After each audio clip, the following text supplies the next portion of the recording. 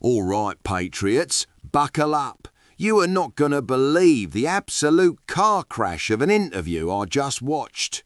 We've got Alex Ballinger, one of Starmer's new Labour drones, going head-to-head with Camilla Tominey on GB News. And honestly, it's painful.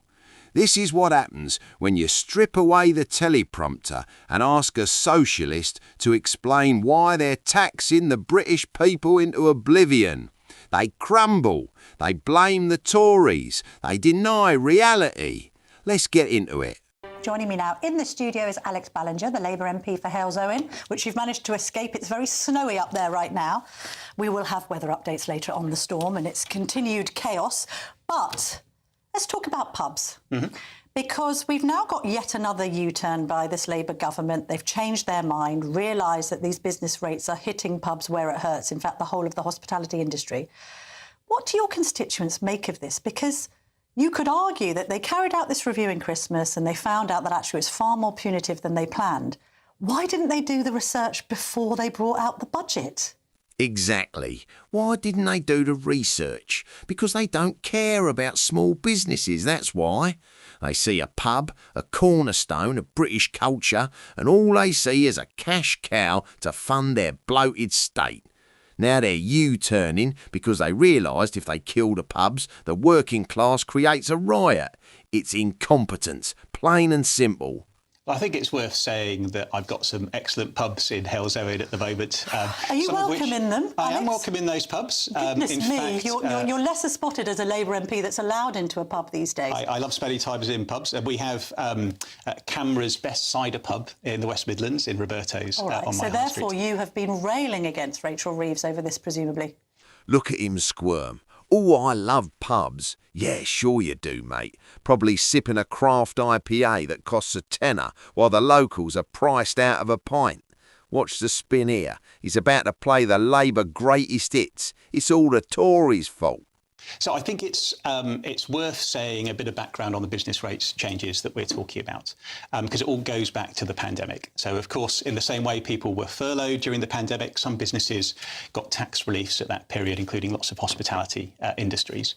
Now, they were set up by the Tories in 2023, due to expire this year. And that would have led to very large increases to many pubs across the country. So in the budget, the Chancellor made lots of changes to ameliorate that. So we rebalanced the business rate system. So smaller businesses, high streets, hospitality, pubs would pay a bit less. Larger businesses, online giants, Amazon, these type of things, they would pay a bit more. And there was also a lot of money released, £4.3 billion for transitional reliefs. Because if we're going back to a tax rate... Okay, so what went wrong? What went wrong? Before the pandemic... There it is. Drink. Every time a Labour MP blames the last government for a decision they made in a budget they wrote, take a shot. You'll be on the floor in 10 minutes. They've been in charge for months, but they still act like the opposition. Pathetic. Planned out well enough, because in fact when they said that pubs would have modest rises, they've had massive rises, and in fact the whole of the hospitality industry in general, particularly hotels, have been clobbered, increases of up to 115%. So I get what you're saying about the motivations, but this is like another example of the government seemingly making up as it goes along. They come out with a policy that makes no sense. The people affected by the policy, be it people who are claiming winter fuel, farmers, publicans, turn round and say, this is a disastrous policy that... Camilla is absolutely dismantling him here. This isn't governance, it's panic. They threw a grenade at the farmers, they threw a grenade at the pensioners with the winter fuel cuts, and now they're shocked that the British public is furious. Handbrake turn after handbrake turn. They are weak and the sharks are circling. It's gone wrong.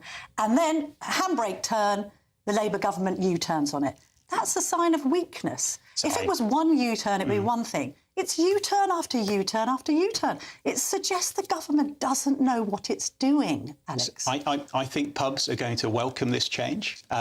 So absolutely, you're right that the increases were a bit larger than some people were hoping to. That, of course, was always going to happen if we're removing a relief and going back to the system before the pandemic. I'm really pleased the Chancellor announced another consultation over the Christmas. She's looking at what more help we can do for pubs. I get what you're saying. Got I other stuff understand that the we're positive doing, spin. helping pubs Listen, at the same time. I understand the positive spin, and I'm grateful for your presence in the studio because the Transport Secretary wouldn't come on the show, Heidi Alexander, even though she had committed to it on Friday. She pulled out at the last minute. Goodness knows why.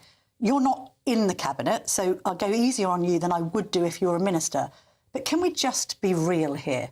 This is the list of U-turns. Farmers' tax, income tax hike at 2025 budget, two-child benefit cap, benefit reforms, winter fuel payment, gang rape inquiry, WASPy women, national insurance hike, trans women are women. Oh, no, actually, they're not. They're men. Royal Mail nationalisation. We're now talking about an apparent U-turn on jury trials.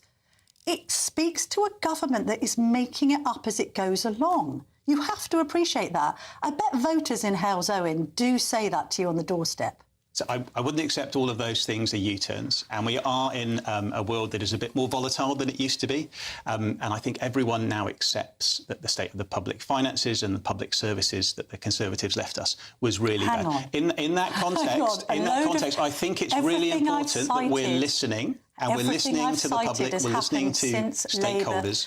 Hang on a minute. OK, can we just get real? As far as our audience is concerned, Keir Starmer has become one of the least popular prime ministers in history. Both budgets have been widely derided as a disaster. We've got polling in the Sun, which I'll come on to, that people are still feeling the cost of living squeeze, even if they're meant to be well off.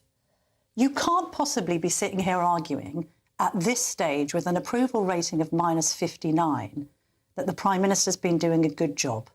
You can't be saying that. -59 approval rating. Let that sink in. Starmer is polling lower than a wet weekend in Bognor Regis. And this guy is sitting there with a straight face trying to tell us everything is fine. It's the arrogance of the left. They think you're stupid. They think if they just keep smiling and nodding, you won't notice your wallet is empty. Do you prefer a government that pushed on regardless, despite the public view? Or would you like a government that is listening to stakeholders, including pubs, it's like the and then definition making of adjustments? Churchill, lurching from one disaster to another. That's the government we have. That's not what I'm saying. I think it's very important that we're listening to people, we're listening to stakeholders, and we're making adjustments to improve the situation. And as you said, pubs are going to be very happy with the change. I think farmers and the NFU was very happy with the change. So these are important things that we're doing. Marginally happy with the change, but it shouldn't have happened in the first place. Also now, do we move on to bailing out other parts of the hospitality industry? Hotels facing 115% increases. You're helping pubs. What about restaurants? What about hotels? Well, I haven't seen the data on that. But as I say, the Treasury is listening very well. Should she step in now and say, I made a mistake and correct that one too? For other parts of the hospitality industry? I think we have to go back and look like why we're here in the first place. We have a level of debt that's close to 100% of GDP that we inherited from the last government. Which any you are decision in any budget literally would be contributing disastrous. to yourself because you've got no plan to cut government spending over the next 5 years. In fact, it's going up. So all of this, we inherited this, but actually we're doing that. It's sort of trying to mislead the public. This constant blaming of the Tories for mistakes that have happened since the last budget. The last budget was only in autumn. What's it got to do with the Tories? Rachel Reeves cocking up this business rates hike. So I think we're in a very difficult public finance situation, and any changes that are made around that to try and plug the gap that we were left in, we're going to be unpopular. All right. And it's important that we're listening, and we've made a positive change here on this. All right, well, this isn't positive, is it? Look at these families that are featured in The Sun. A couple called Amelia and Jordan. Their household costs have gone up from 1,180 to 2,000. Another couple have seen a 60% increase in their household spending. Another couple, 70% pictured here with a disabled child. Overall voting intention, Reform 31%, Conservatives 23%, Labour 19%. And you're sitting here saying you're doing a good job. No, the cost of living is a real problem. And I speak to people all over Halesowen and in other places that are really struggling at the moment. It's why it's one of the top 3 priorities of the government, and it's why we're doing everything we can to bear down on those costs. Things are slowly, I appreciate, moving in the right direction. Inflation has come down. Interest rates are Not falling. We've not had in shops, it hasn't. six I mean, interest do you rate drops. appreciate that supermarket inflation remains very high and that the cost of a shopping basket full of food is much higher now than it was when Labour took power? Things are moving in the right direction. Are you kidding me? Has this man been to a Tesco lately? This is the disconnect. They sit in Westminster on their taxpayer-funded salaries telling you that inflation is down while you're deciding between heating and eating. It's insulting. Absolutely, food prices are higher than they were before, but things are moving in the right direction. Well, mortgage prices are lower than they used to be before, and we've got £150 off energy bills coming in. This is the other problem, that people who want to demonstrate their democratic right and who might not be happy with either voting for Labour or not at the national election now won't be able to vote in local elections because Labour keeps on cancelling them. So I think, Camilla, this is the biggest non-story that we've ever had discussed on this issue. Why is it a non-story? So I have elections in my area, in Sandwell in Dudley. There are elections in Wales and Scotland, in London, in many, many local authorities across the country. But there's at the same time happening a local government reorganisation. So small councils, district councils, county councils are merging together. You are poised to postpone elections in 22 areas that you run. 22. It's not insignificant at all. If you let me finish, Camilla. Well, we need to get onto Iran quickly. We're merging councils together, and the councils will have the choice at this point whether they want to spend a lot of money on electing councillors that may be going into positions that are abolished in a number of months. Isn't it just because you're worried you're going to be beaten by reform, unfortunately? It's a very sensible decision. It's going to save taxpayers lots of money. Because you know you're going to be absolutely decimated. And it's not the government that is making these decisions, Camilla. It's going to be disastrous for you on May the 7th, and you're trying to... This is the most dangerous part of the clip. Listen closely. They are terrified of Reform UK. They know the Patriots are mobilising in the South East, so what do? Do they win the argument? No, they cancel the elections. They merge the councils. It's gerrymandering under the guise of bureaucracy. If they can't win the vote, they just scrap the vote. This is how democracy dies, folks. Avoid electoral calamity, aren't you? I think we're going to disagree on this one. OK. How about Iran? We've got Trump now saying that he wants to intervene and help the protesters. Presumably Keir Starmer should back him in that. We're seeing... well, we don't quite know the death toll, but it's certainly up above 100 right now. As brave Iranians take to the streets, try and overthrow the Ayatollah, we should be swinging in behind the US president, shouldn't we? It's an awful situation in Iran. Should we? I think the government for a long time has been critical of the Iranian regime. Should we swing in behind the US president and help these protesters? I think Trump can speak for himself on what he wants to do. What do you think the Starmer should do? And I don't think we should be putting into the public domain what our plans are on these type of issues. Of course we must put it into the public domain because we need to reassure very brave protesters in Iran that we've got their back. President Trump can speak for himself. His plans I shouldn't be opining on. What do you think Starmer should do? It's a simple question. Should we back Trump when he says he wants to send in help to the protesters trying to overthrow an extremist Islamic regime? Should we help or not? It's a very complicated situation, Camilla. You'll be aware other countries in the Middle East that have had interventions have not gone very well. Why can't you just express an opinion as to whether we should help Iranian women who are being killed for taking off their hijabs? Yes or no? The US president said we should help. Should we help the US president to help these people? So if you're asking me as a backbench MP, I would say no, we should not be getting involved in Iran at the moment. And there is good reason for that because of the disasters that happened in other countries when people have intervened in the Middle East. And there's the foreign policy. Weakness, total weakness. You've got brave women in Iran dying for freedom, dying to take off the hijab. And you've got President Trump ready to back 'em. And what does Labour say? Oh, let's be careful. Let's not upset the mullahs.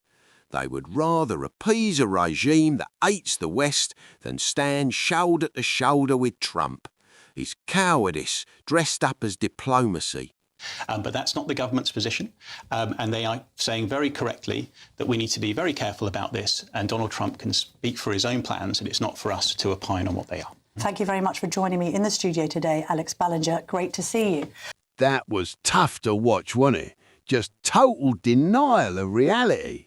Whether it's destroying our pubs, cancelling elections because they're scared of reform, or turning their backs on freedom fighters in Iran because they hate Donald Trump more than they hate tyrants, This Labour government is a disaster in slow motion. So here is my question for you. When Labour eventually cancels those local elections to save their own skin, is that the final straw? At what point do we stop calling this incompetence and start calling it a soft coup? Let me know in the comments. Stay loud.